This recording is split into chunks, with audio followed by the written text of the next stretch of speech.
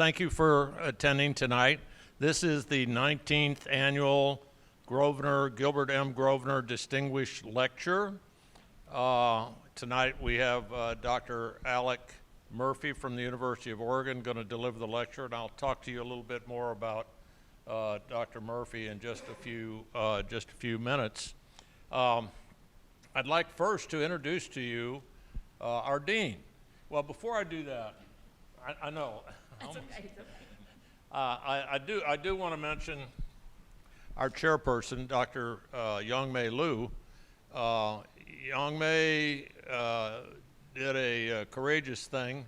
She had all kinds of appointments in Austin tonight, and she said, I'm going to be at this lecture tonight and represent the geography department. So Youngmei, would you at least put your hand up and let everybody see who you are? I mean, that may seem a little bit corny for me to say things like that to you, but I want you to understand that Dr. Liu has been unbelievably supportive of the geography education program that we have here at Texas State University in the Grosvenor Center. Okay, the next person I'd like to introduce to you, a good friend of mine, good friend of the geography department, a very supportive dean, and a great champion for students at Texas State University. Yesterday and today, both, when I went to my car for lunch, I walked past one of the kiosks on the quad, and of course there was a lot of a beehive of activity there, and I thought, I know that lady, and it was Dean Brennan, and she was out there working with students, talking about the College of Liberal Arts, giving them information, and so on. So we have a dean that is very student-friendly, and we appreciate that, and Texas State University appreciates that. Dean, there you go. Well, thank you, Dick.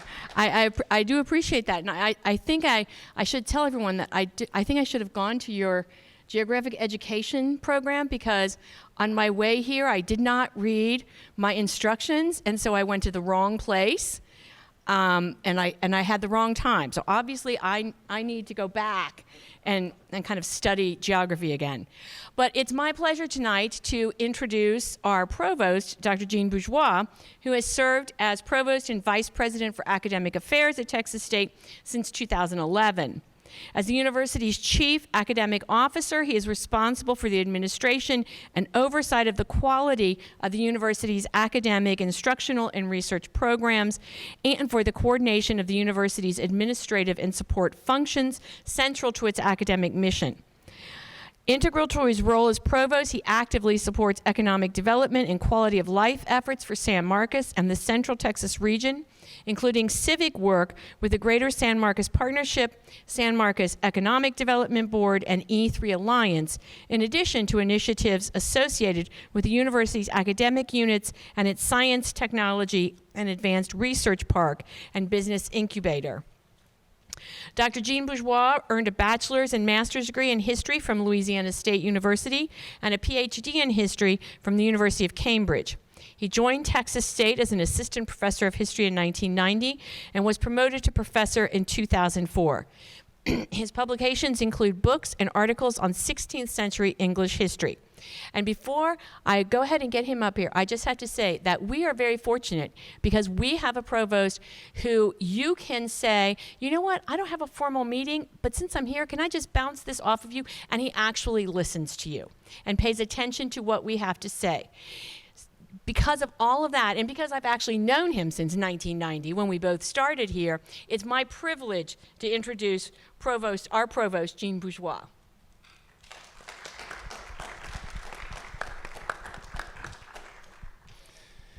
Yes, we've been here since 1990.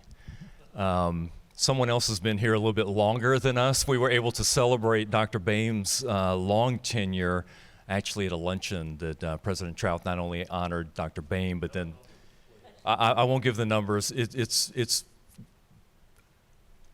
I won't say it.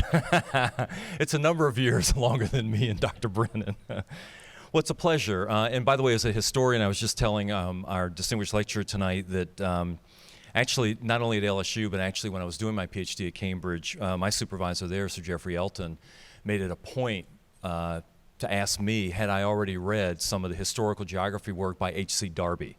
And I was able to tell him, yes, I had, as a master's student at LSU, and I continued to use that work when I was looking at basically an early version of the geographic spacing of justices of the peace and other ruling elite members of the county of Cambridge for my dissertation. So a little bit of what you all kind of do in your discipline.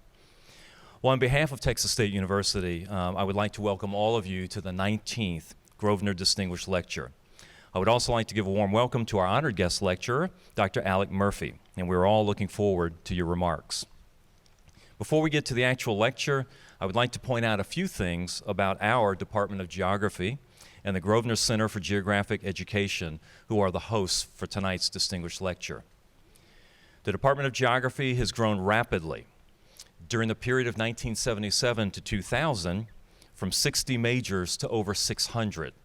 By 1990, there were more than 200 students enrolled in the Graduate Masters in Applied Geography program. And again, Mary and I were here for a part of that exponential growth that the Department of Geography witnessed from 1992 to 2000. In 2000, the department, innovative and a leader, led the way to the first PhD program at Texas State University. Actually, there were 3 PhD programs that were approved by our Higher Education Coordinating Board. One in environmental geography, one in geographic information science, and then one in geographic education.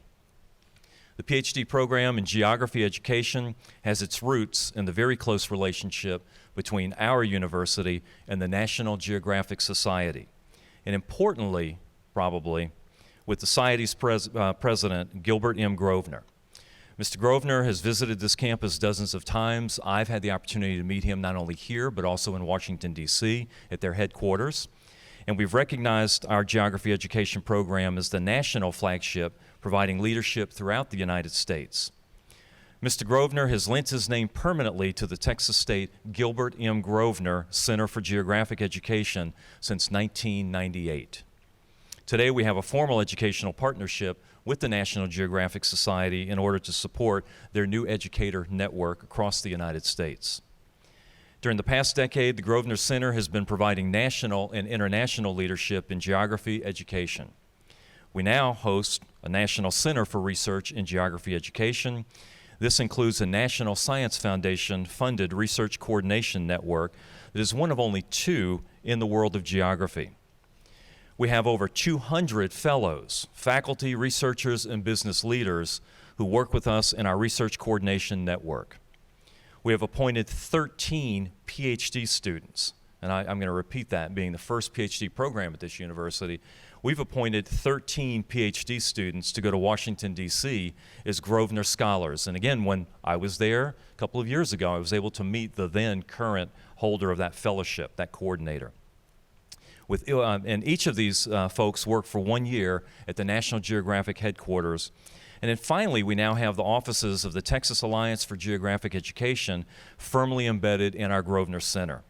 And through the Texas Alliance, we speak to 5,200 or more geography teachers in the state of Texas, and through them to 1 million students each year in our state's K-12 network of school districts. So as you can see, Texas State stands hand in hand with the National Geographic Society in elevating geography in our great state of Texas. Mr. Grosvenor has helped us, but the Grosvenor Center and the Department of Geography have labored, and I mean labored hard, to make all of this happen. This distinguished lecture stands as an annual reminder of our dedication to improve geography education at all levels. Dr. Dick Boehm has helped catalyze these relationships and these initiatives throughout his distinguished career here at Texas State University. And for that, we are most appreciative. Thank you, Dick, for your efforts, and thank you all for attending tonight's Grosvenor Distinguished Lecture. Thank you.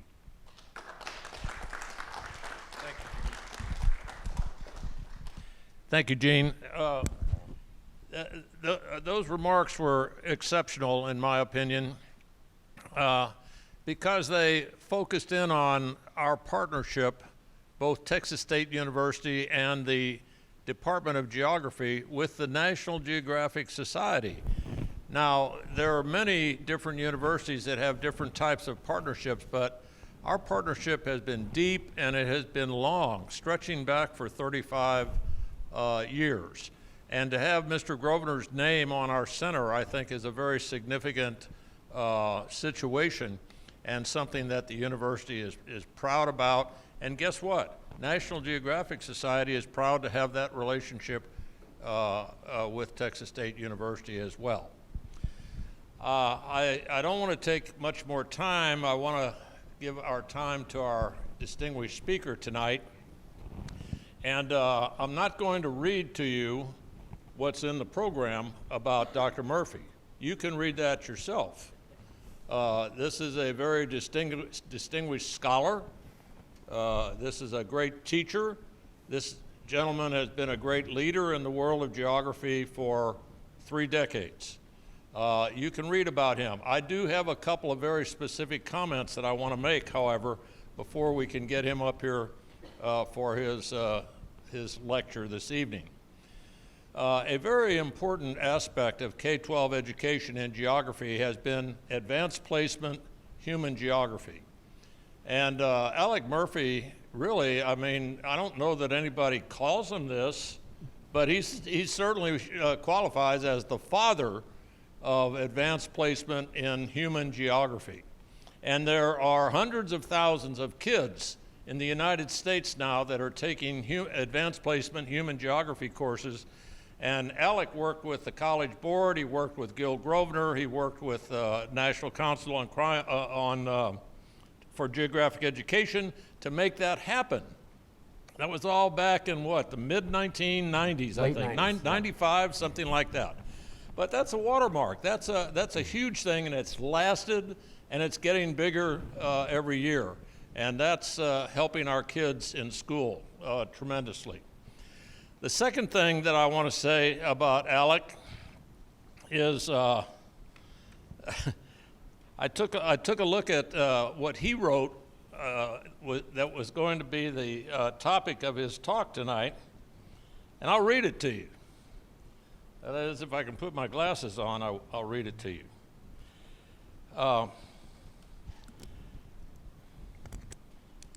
And then I'll make a point. Alec says that he is going to,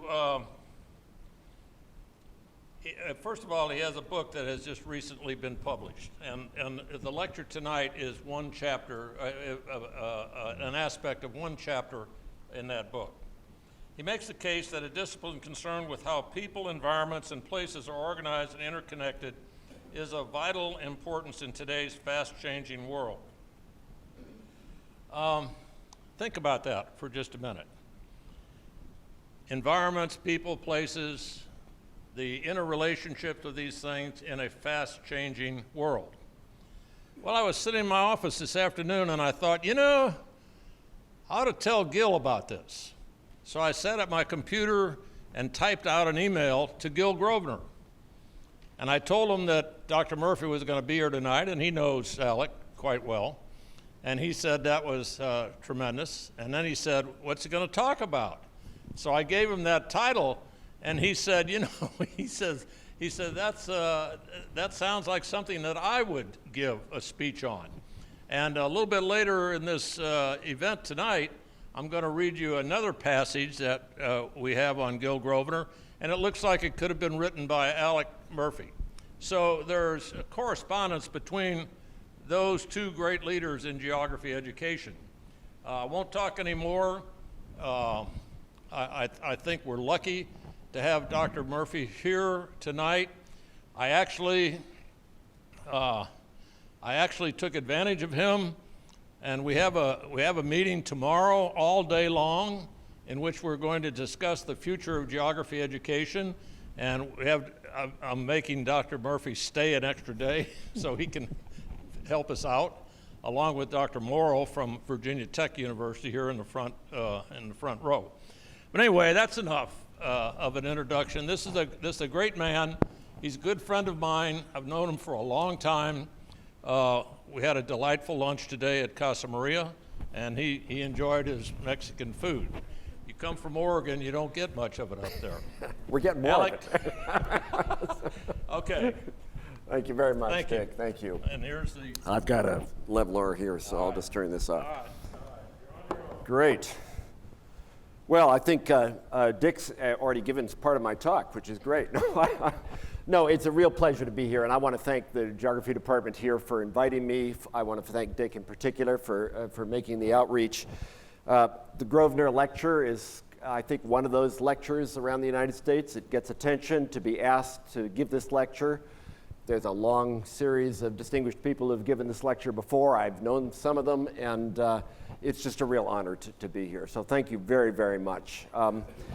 The other thing I wanted to say of it, introductory nature, Dick actually already previewed a little bit, but I wanted to say how particularly pleased I am to be able to give a lecture in Gil Grosvenor's name. And Dick made the reference to the AP Human Geography business. And what is perhaps less well known than it might be is the role that Gil Grosvenor played in this. So I need to update this graph. It's about a couple of years old now. You can see the trajectory of students enrolling in AP Human Geography, and I've got the numbers down there for the last couple of years. As Dick says, it's one of the great success stories, but it almost didn't happen, even after it started to happen. And that's just where I wanted to say something brief about Gil tonight, because we put together a committee, we put together a proposal, the College Board accepted it, and we were starting to organize the course. We were meeting in Princeton, New Jersey, under the auspices of the Educational Testing Service, and a new head of AP programs came into to head that program within the College Board. Looked around and said, well, we probably need to do some cost cutting. I'm not so sure about a couple of these courses that I'm not so sure about their success. And targeted AP Human Geography as one of those. And I was just sitting in my office one day and I get a message saying, we're going to freeze, we're going to put on hold the development of this course. And I thought, oh boy, what does this mean? And it was a sobering moment. I thought initially it might just be a temporary freeze, but then an insider who was an advocate for us at the College Board got in touch with me and said, you know, freezing is usually the first step towards just taking it away, and urged me not to take it lying down. And I ended up calling the then president of the College Board and saying, give us a chance to come to New York and make the case for why this might actually be useful and important.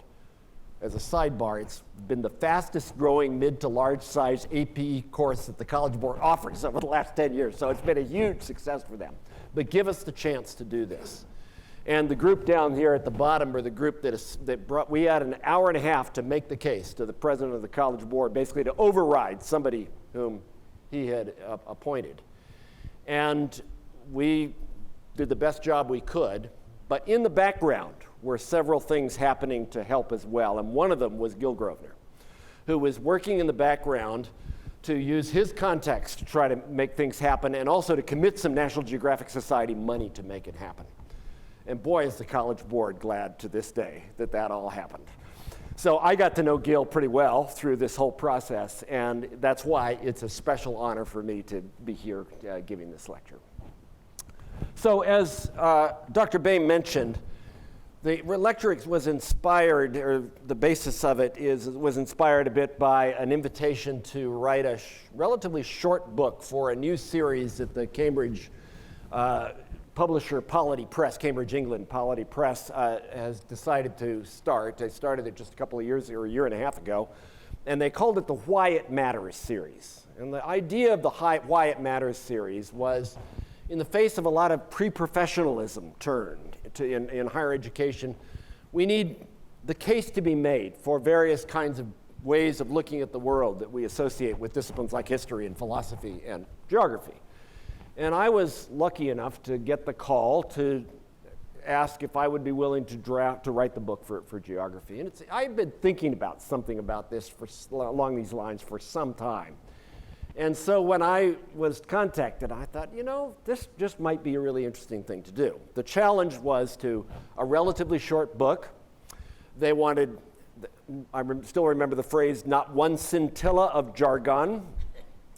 They wanted not to be a book where you were citing all your best friends as many times as you could. Of course, you could cite some studies, but the idea was to make a case that a student entering the discipline might find interesting, that an administrator might find interesting, that a member of the public would find interesting. And then they offered me 3 or 4 illustrations. And this is geography, so I came back and said, well, how about 20? We compromised ultimately at 11, but part of the reason for the few illustrations is they are packaging these books so they'll be very inexpensive. So this was not a money-making project for me. This was a labor of love for me to do this. And the result, I didn't choose the color of the cover. It was just the next color in the series, although somebody said, if you're reading that on the airplane, you can't miss it, right? The result, it was this little volume, Geography, Why It Matters, that I put together. And in the volume, I'm making the general case. I start out with trying to explain something about geography's nature and perspectives, and I take some of our core concerns, space, place, nature, society, interactions, and I give a lot of examples of how a geographic perspective on these topics can be helpful or useful in trying to understand the world in which we live. And then I think what came to be my favorite chapter was what I ultimately called Why We All Need Geography, which was a bit the geographic education piece to this.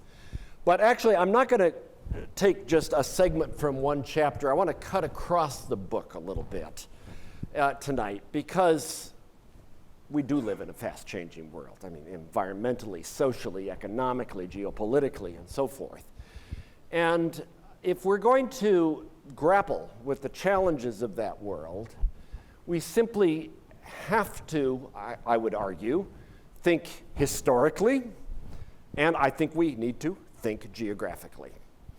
And I'm going to try to make that case. I'm speaking to an audience of the converted, my guess is, tonight. But the goal is to try to have us think collectively about some of the key things that are happening around the world, and rather than just taking a geographic concept, say, what does it mean to think about those things geographically? How can that be insightful or interesting in some way? So let's get the obvious out of the way.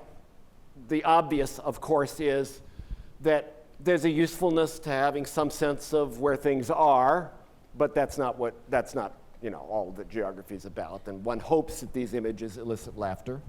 You're welcome to laugh.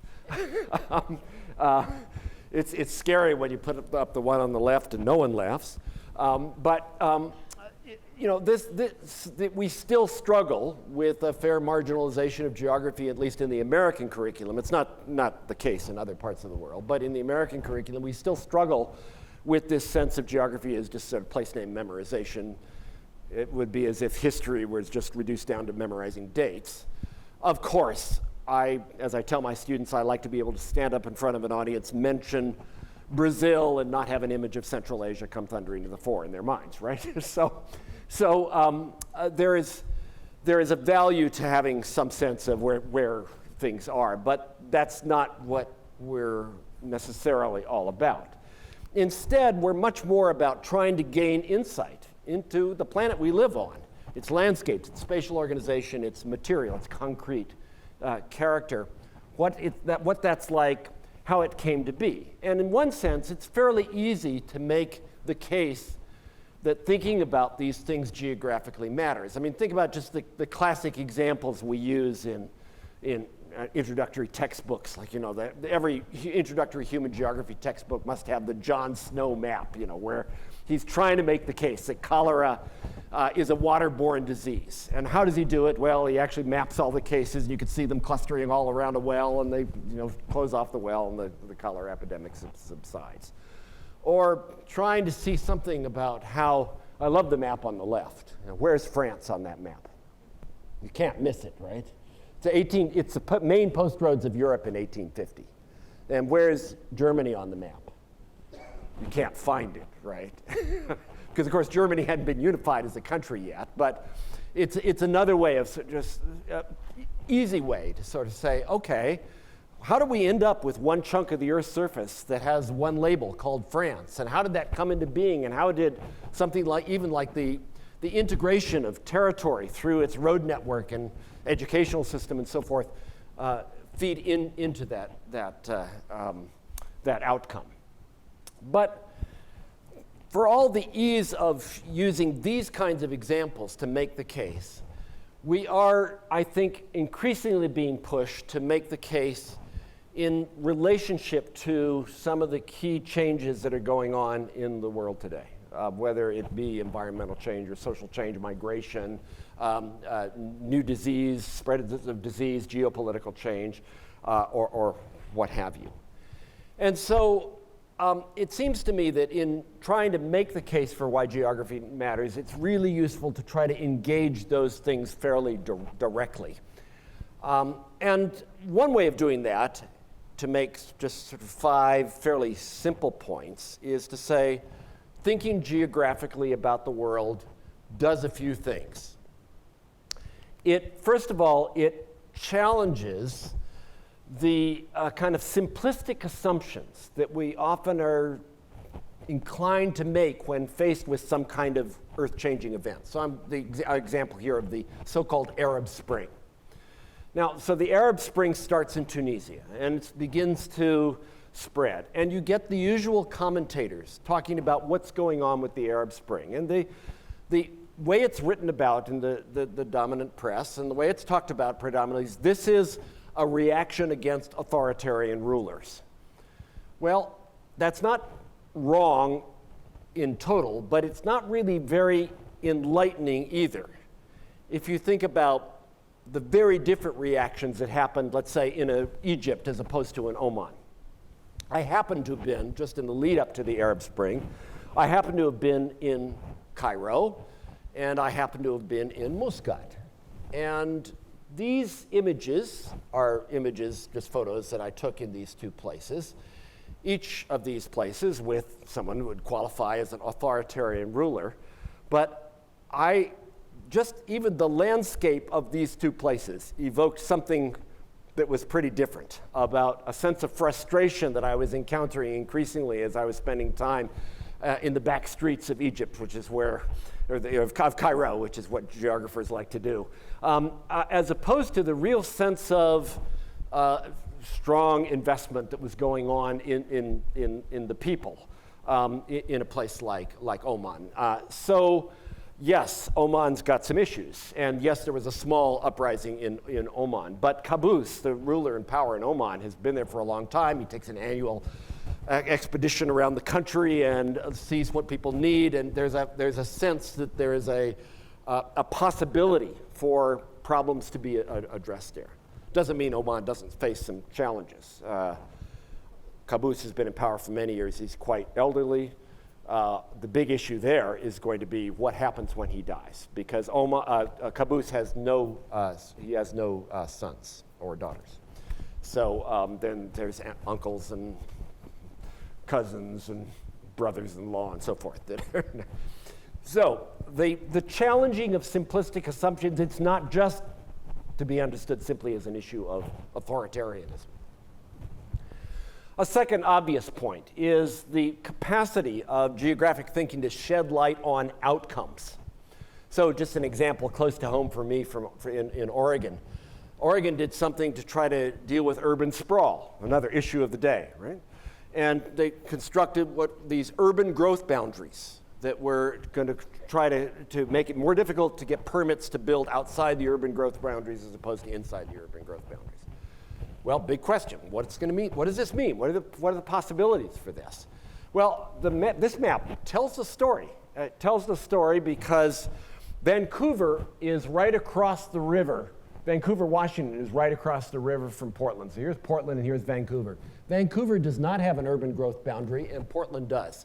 In one image, the dots are, of course, new developments that have happened. In one image, you convey the sense of what the outcome of something that was quite controversial at the time was. The power of geographic visualization to help us understand what's going on around the world, I think, is one of the one of the real pluses. We all hope to be exceeded by our students. And in the case of Derek Watkins, who now works for the New York Times, he was a student of mine at the University of Oregon. I've had that dream fulfilled. So he does some of the most creative, interesting graphic stuff for the New York Times that I've seen. And so Derek, right after the whole events of Ukraine and the election of the election of Yanukovych, he produced a map which did more to explain what was going on in Ukraine than almost anything that I had seen up until that time. Then there's the issue of anticipating problems. So this is Bosnia.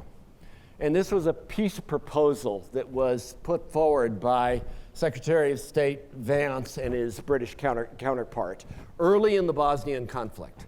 And the idea was, okay, we've got these Serbs and Croats and Bosnian Muslims. They're fighting each other. The only thing we can do is to partition the country. And this was the proposal. It was based actually on a public domain CIA ethnic plurality map.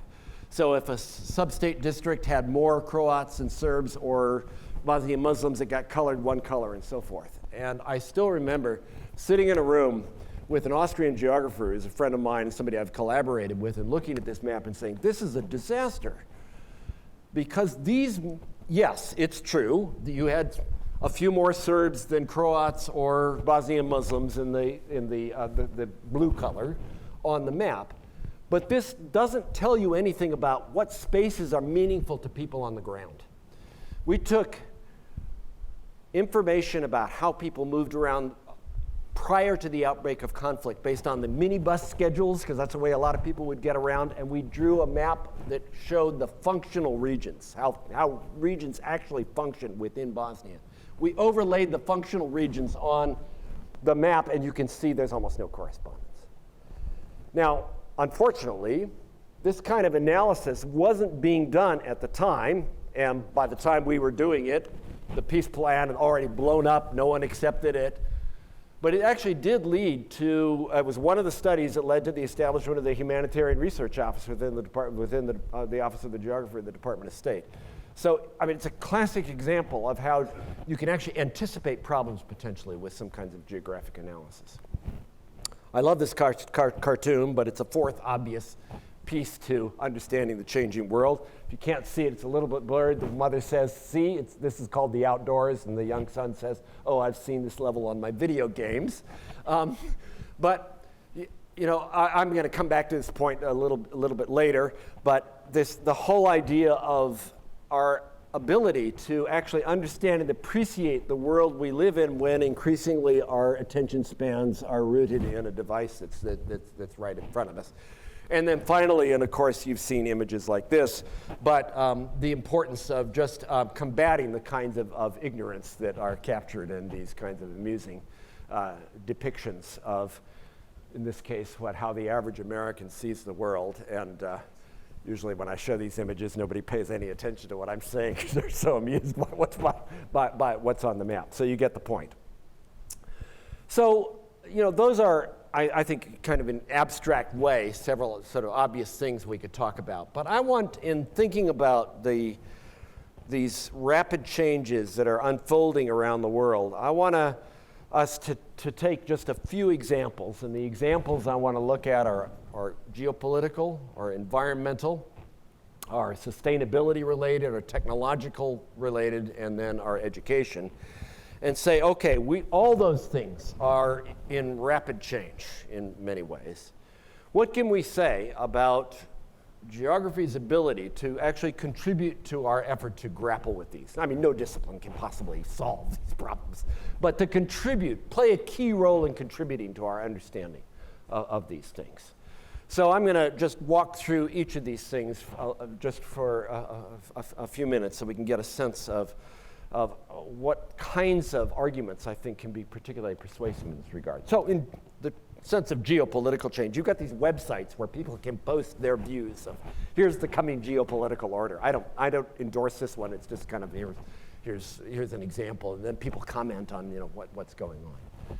But one of the fascinating things about the geopolitical scene is the extent to which we are still locked into a way of thinking about geopolitics where the map of states is all that matters.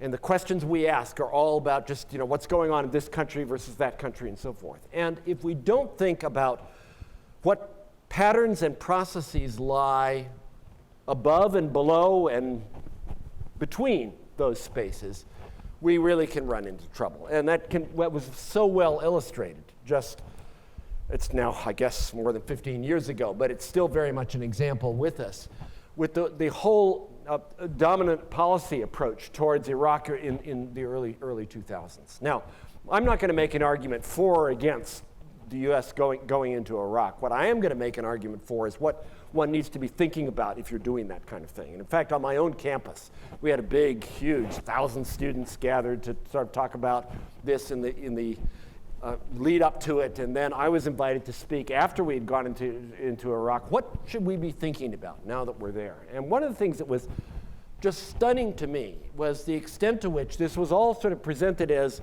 here's this unit with a leader that is problematic, and that was pretty widely agreed upon. And then, gosh, if we change this, then larger things will change. Very little attention given to internal ethno-national divisions, and this is just the tip of the iceberg when it comes to this thing. Very little attention given to the whole way in which those in Iraq might view those coming from outside as a consequence of the British colonial period and what that meant. And remarkably, almost no attention to the relationship between a geographic pattern like the ethno-national pattern and something as straightforward as where the resources were. Iraq, heavily oil-dependent economy. It took 4 years before there was any serious discussion about what it meant for the old center of power in the center of the country, the Sunni area, not just to lose the leader, but not to have some kind of a guarantee about its share of oil resources when the major oil-producing areas are not in the Sunni area.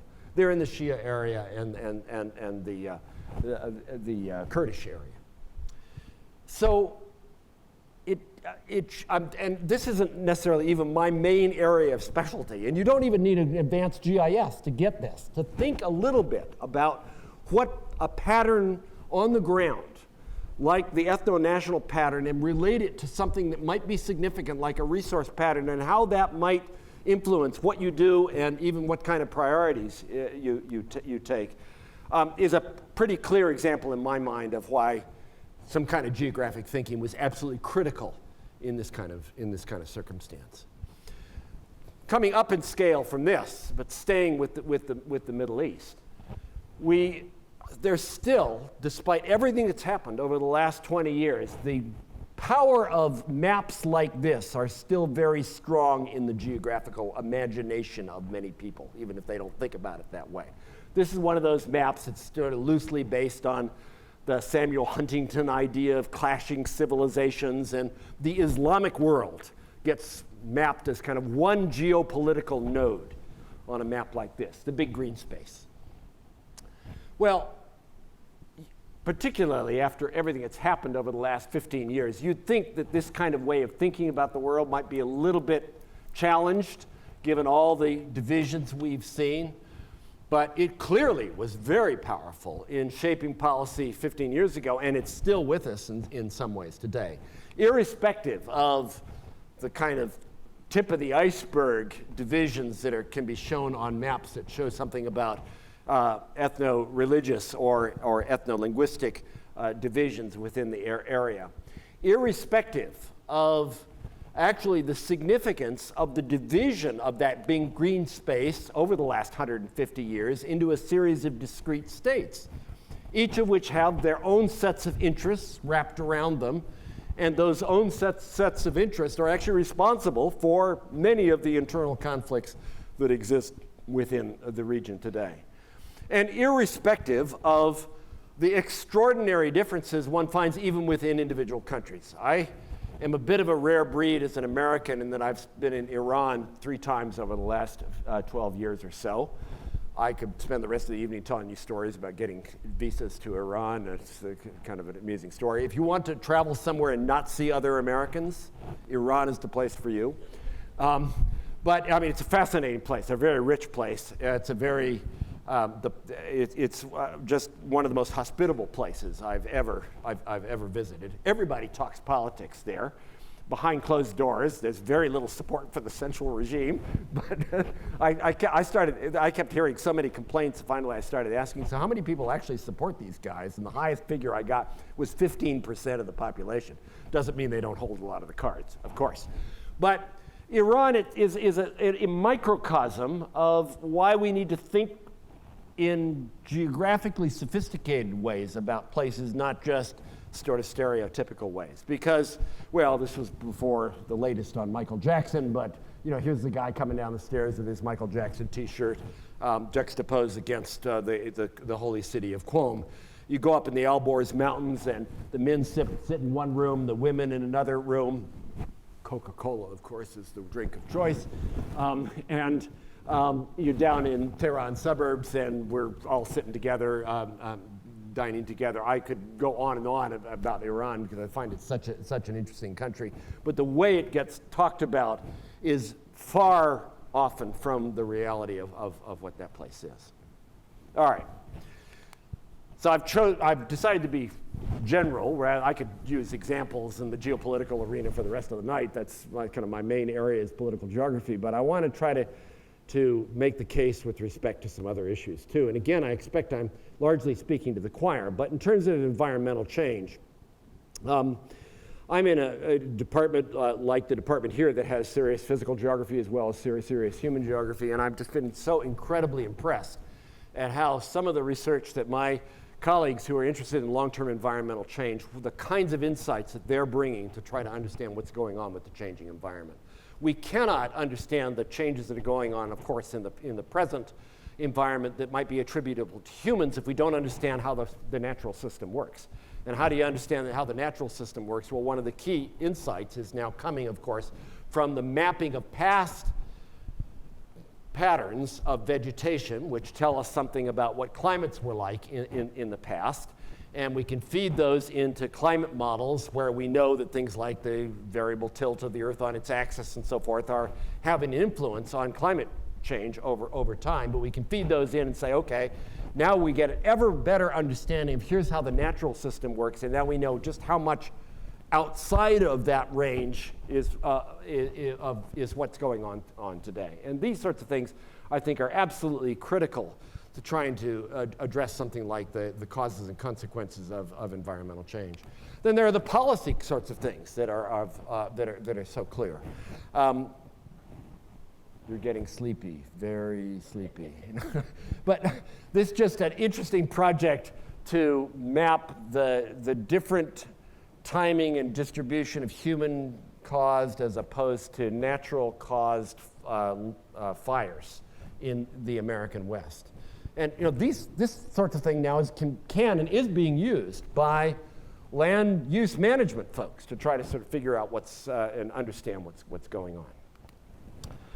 Then there are the sustainability challenges that we face on all sorts of arenas. And again, the points are fairly obvious here. But the points, the value of trying to actually map out carefully what's happening to the Amazonian forest, or in the case of this really fascinating study. Oh, and I forgot the source on this. It's Robin Lychenko and Karen O'Brien. Sorry. The impacts of vulnerability to climate change based not just on what the climate models tell us, but also on the land use characteristics of different places. So places that have adopted monocropping agriculture, export-oriented agriculture, are much more vulnerable in some cases than cases that have multi-cropping and different kinds of economic systems. Seeing these things, their spatial relationships, spatial, of course, not the way that my mother-in-law from Southeast Ohio pronounces the word special. Isn't that spatial, she'll say. But spatial, S-P-A-T-I-A-L. But when we think in terms of sustainability, I think the kind of landscape analysis tradition in geography is also can be quite revealing. So this is the kind of suburban development pattern that's sometimes called loop and lollipop. And you can see the obvious reason. This one is right outside of near Dulles Airport, so low enough you can get a picture of it as you're coming into Dulles. And of course, like all good geographers, I'm sitting at the window seat, despite the fact that I'm tall. Much better than the movies, generally. But what is really interesting, and I owe this insight in part to Larry Ford, who was one of my good friends, sadly died some years ago. But you can look at this and you can see these McMansions sitting around on each of these lollipops. And if you're sitting in a house like this and you want to go shopping, there could be a store 50 meters from your house, and your only option to get there is to get in your car and go out here and go out here and get on the big road and drive down. So if we're actually serious about, well, how do we reduce the carbon footprint, or how do we try to encourage maybe even lifestyle changes where people are walking more and so forth, we actually have to think about how the very design of different landscapes actually shapes what is happening. Impacts of technological innovations, I think here, since geospatial technologies are so integral now to so much of what's going on in the technological arena, this is maybe the easiest point to make it all, of all. But you know, it's not just a matter of training an army of people who can use GIS in intelligent and thoughtful ways. There's a much more fundamental revolution going on. I was at a briefing at the National Intelligence Agency about 12 years ago, and somebody made an offhand comment, which they thought of as offhand, and I thought, this is profound. The comment was this: you know, we used to organize, we meaning the federal government in general, we used to organize information by topic. Now we organize it by geospatial coordinate. That is actually a huge change in the entire way that we're organizing information and thinking about information. If we don't pay attention to a disciplinary perspective that actually isn't just about learning a software manual, but recognizes that in a GIS, the output is only as good as the conceptualization that goes into every data layer. You know, junk in, junk out is an easy thing to produce in any of these environments. To say nothing about how GIS can help us understand actually spatial relationships that are happening or produce other kinds of visualizations. Again, bragging on my former student. But a lot of people were talking about, well, what happened with the midterm elections? You know, how influential was the shift from one political orientation to another? I thought this map, you know, was a brilliant way to show what was happening in different ways. Again, it relies, of course, on using geospatial technologies in innovative and creative ways. And then, of course, there's the whole revolution in so-called volunteer geographic information, which is now increasingly important, not just in the management of issues, but in responding to crises and so forth. If we're not thinking thoughtfully and carefully about what we're doing and how we can do these things, it's a problematic future. So I'm going to end with a few comments about something that seems particularly appropriate to talk about at a university that has been so integral, as both your dean and provost noted in their introductory remarks, to the whole geography education clause. And that is meeting the educational needs of students, which is also part of a fast-changing world. I was just talking with your provost before about all the changes that are ricocheting around higher education that are making it a real challenge to do a provost job. He's been in the office 9 years. So, I mean, it's an extraordinarily challenging time.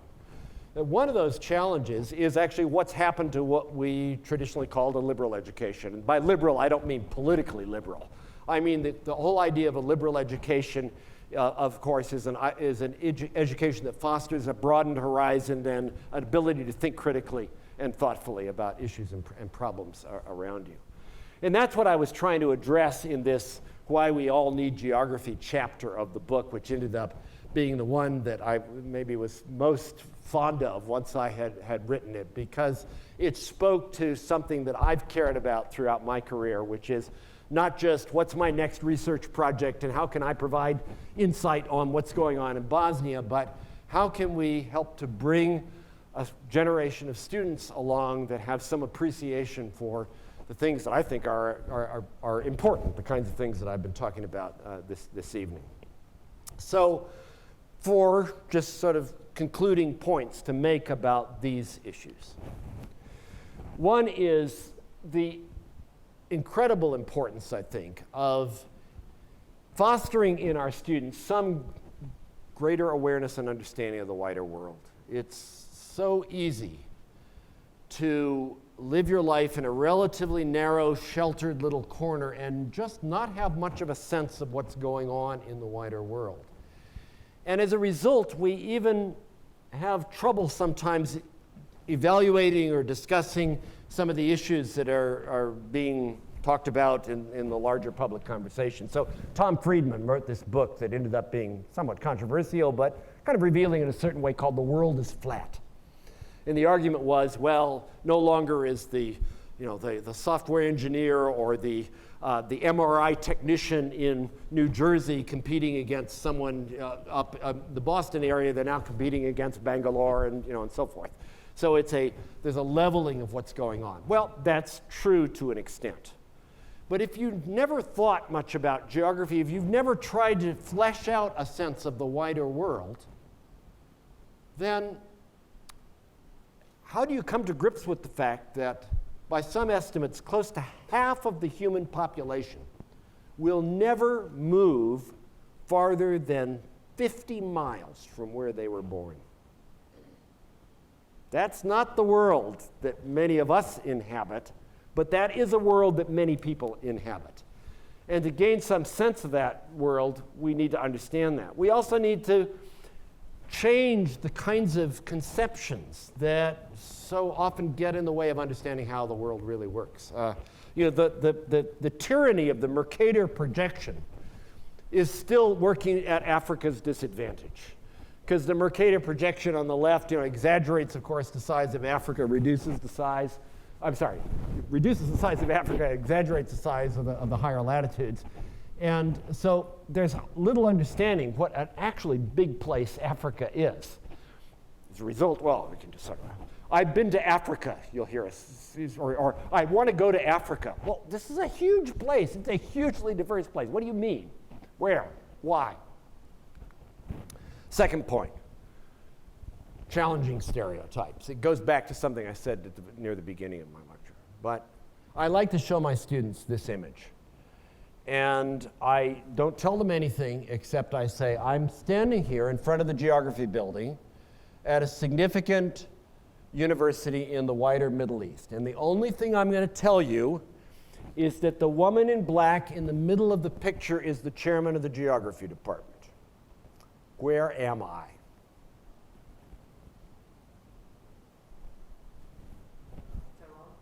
So I am in Isfahan in Iran. So I am in Iran, and that is an incredible surprise to many people, because they've heard stories about the role of women in Saudi Arabia, and that becomes how they think about women in the Middle East, broader Middle East. Does this mean there aren't gender issues in Iran? Of course not. But actually, there's nothing terribly surprising about a woman as chair of a geography department in Iran. How do we get beyond those stereotypes if we are not actually engaging our students with the diversity of our planet? Third, we live in a democratic society, and it's so critical for the preservation of that democratic society, if Thomas Jefferson had it at all right, that we have a citizenry that is sufficiently engaged and understanding of the issues of the day to be able to participate meaningfully in voting and other aspects of a democratic society. It goes beyond just that. I was in Turkmenistan about a year and a half ago, which is one of the, probably next to North Korea, the most closed, repressive regime on earth. And a New York Times reporter tracked me down. And we had to use a VPN and so forth to communicate with each other. But he was doing a story on the attitudes of Americans towards North Korea. And they had found a correlation between those who could not find North Korea on a map and those who favored bombing the country as a kind of, let's just do this next, sort of thing. So he asked me if I could comment on this, and the quote I gave him, we talked for a while, but the quote he pulled out was, "The paucity of geographic knowledge means that there is no check on misleading public representations about international matters." But what I was really trying to get at was that the sort of bigger point is that to know something is a prerequisite often to caring about it. To know something about the Amazon makes the current fires actually somewhat more meaningful. To know something about Afghanistan that's not just, that distant place that they have all the problems, but there are people there. There are people there who sleep and eat and love and go to bed, and it makes it harder just to sort of dismiss. And then finally, this issue, which gets back to another point I made earlier about just enriching lives. So enriching lives is partly about seeing. It's seeing a broader view. Why do we study literature? Because it makes us think about something in different ways. Why do we study history? So we can understand something better about the human story and how we get to where we are. And in one sense, you'd say, well, gosh, in the lifetime I've lived, there are now more maps around than ever before because they're easier to make. But you can also use those maps, because many of them are GPS maps, in a way that actually puts your blinders on.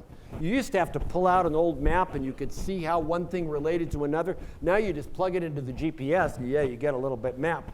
But we actually have, as John Huth argued in this book, lost the art of finding our way because we actually don't look around.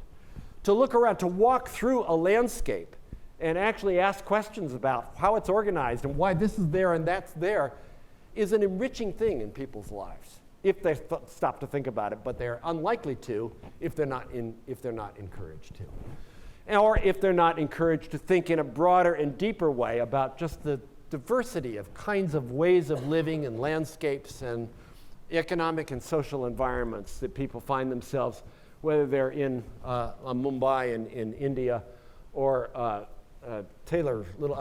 shop in Hunan, China, where I spent a few hours one day watching women with incredible skill put together dresses that were going to be sold in the European market. They were sold locally for about $2. They would be sold in the European market for about $80. And at the end of the process, they would sew a label into it with a fancy Italian-sounding name. I mean, it was just a fascinating little insight into what was going on in the world.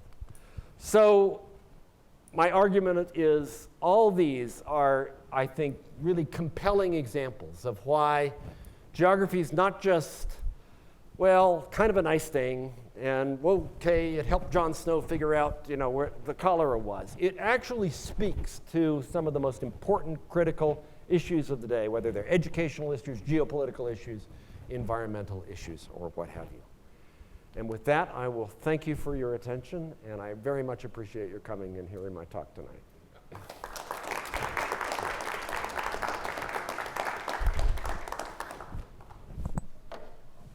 Excellent job. Excellent Thank job. you.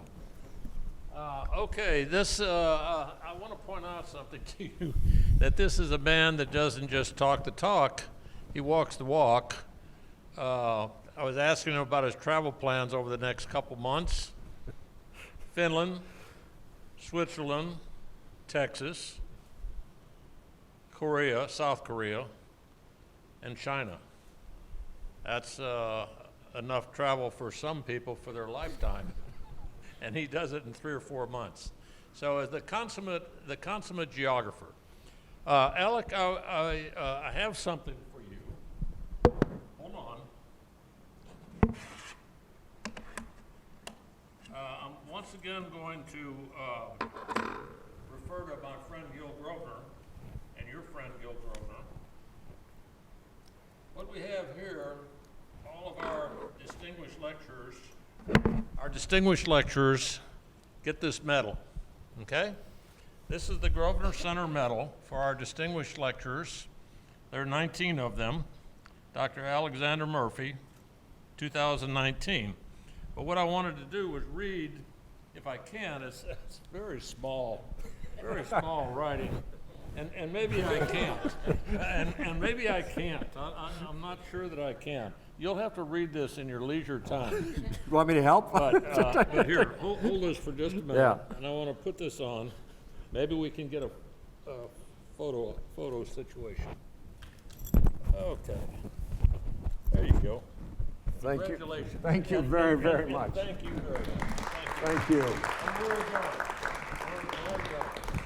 Thank you so much for coming tonight. And I'll be around a little bit if people want to come up and ask any questions or anything or offer comments, that would be more than welcome. Thank you for coming.